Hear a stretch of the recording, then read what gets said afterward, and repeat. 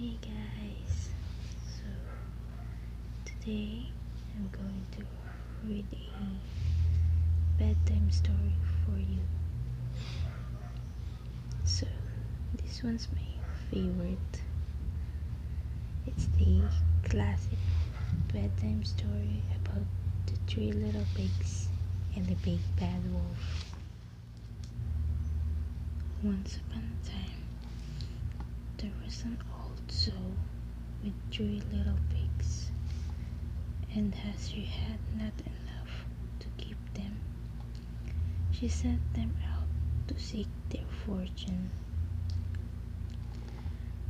All three pigs decided to build a house and set off to the brickworks to buy some bricks.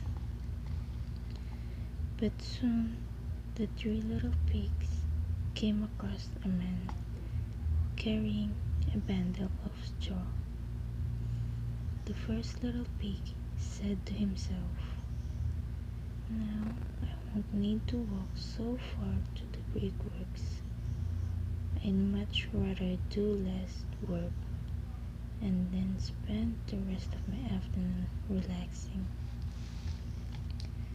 So the first little pig said to the man carrying straw, "Please, man, give me that straw to build me a house." The man did, and the little pig quickly built a house with it right where he stood, and then settled down and prepared to have a sleep for the rest of the afternoon. Presently came along a wolf and knocked out the door and said, little pig, let me come in." To which the pig answered, "No, no, by the hair of my chinny chin chin. Then I'll huff and I'll puff and I'll blow your house in," said the wolf. So he huffed and he puffed and he blew his house in. Alas, because the house had not been very well made, it fell down, and the wolf was able to eat the little pig up in an instant. Meanwhile, the second and third pig were still on their way to the brickworks. When they passed a man with a bundle of sticks, the second little pig said to himself, "Now I won't need to walk so far to the brickworks. Sticks are stronger than straw. I think they'll do the job, but anyway, I'm tired now. I'd much rather do less work and spend the rest of my afternoon relaxing."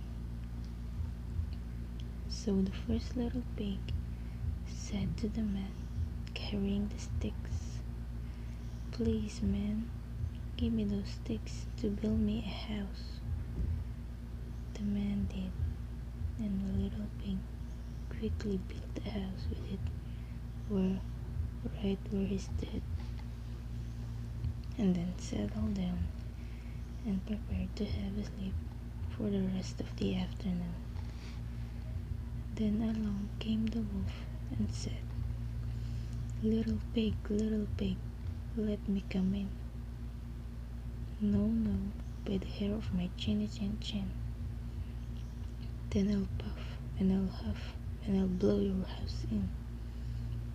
So he huffed and he puffed and he puffed and he huffed, and at last he blew the house down and ate up the second little pig. Finally, the third little pig reached the brickworks, where he met a man with a load of bricks. He said, "Please, man, give me those bricks to build a house with." The man kindly gave him the bricks, and he built his house with them a little way over, carefully and taking the time to do it well. So the wolf came as he did to the other little pigs and said, Little pig, let me come in. No, no, but hair of mine, chin, chin, chin. Then I'll huff and I'll puff and I'll blow your house in.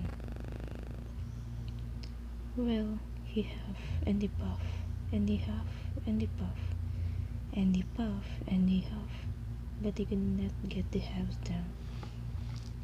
When he found that he could not, with all his huffing and puffing, blow the house down, he said, Little pig, I know where there is a nice field of turnips. Where? Said the little pig. Oh, in Mr. Smith's home field. And if you will be ready tomorrow morning, I will call for you, and we will go together and get some for dinner. Very well, said the little pig. I will be ready. What time do you mean to go? Oh, at 6 o'clock. Well, the little pig got up at 5 and got the turnips and was home again before 6. When the wolf came, he said, Little pig, are you ready? Ready, said the little pig. I have been and come back again and got a nice pot full for dinner. The wolf felt very angry at this, but thought that he would be up to the little pig somehow or other. So he said, Little pig, I know where there is a nice apple tree. Where? Said the pig. Down at the merry garden, replied the wolf, and if you will not deceive me, I will come for you at 5 o'clock tomorrow, and we will go together and get some apples. Well, the little pig woke up at 4 the next morning